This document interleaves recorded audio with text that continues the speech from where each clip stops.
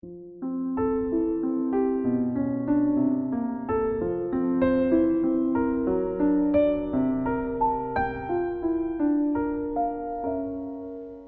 met, of all places, in front of Gristedes, some freakishly cold winter's day.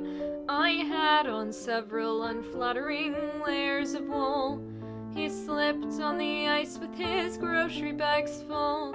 So I rescued some Fruit Loops he had dropped by the curb, and he made some remark that my smile was superb, and I thought that was sweet, and I started to go when he said, "Hey, what you doing tomorrow?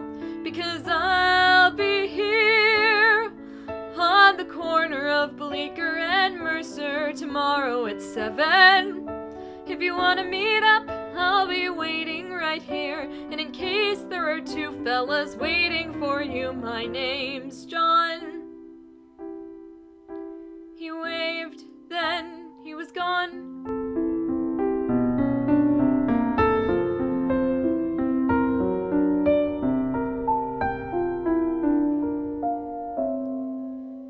Needless to say, I went back there to meet him, mostly to see if he'd show, and there he was out in the cold with his jacket pulled tight. He took me to dinner and kissed me goodnight.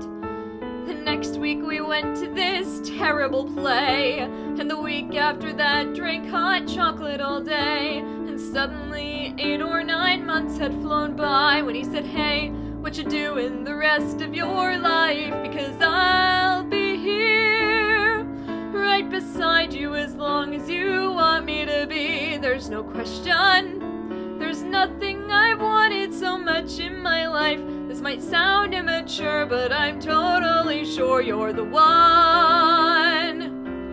And we had just begun. We got hitched in September, our favorite month, with a rock band that played in this old synagogue. And we bought an apartment on West 17th Street, and we talked about children and getting a dog. Our first anniversary came in a flash, and we promised to take the day off.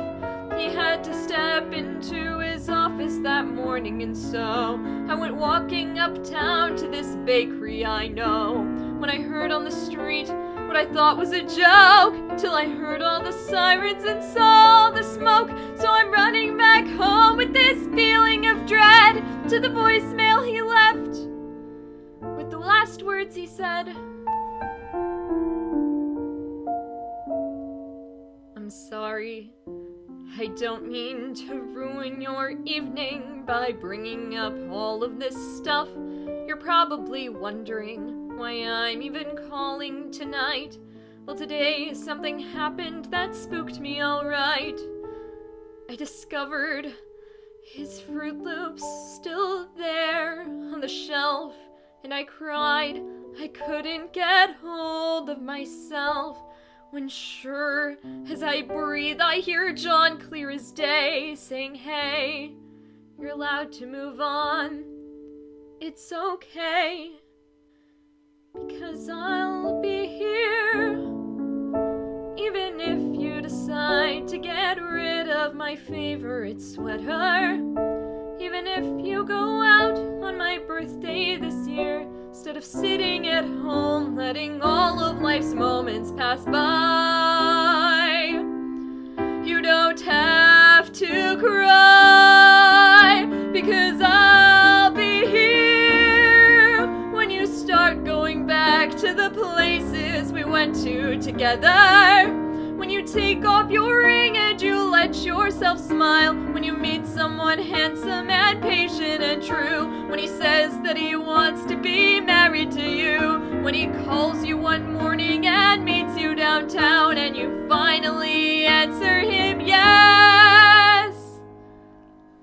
Yes, Jason, I will marry you. I will give you my heart. It has taken so long, but I'm ready to start.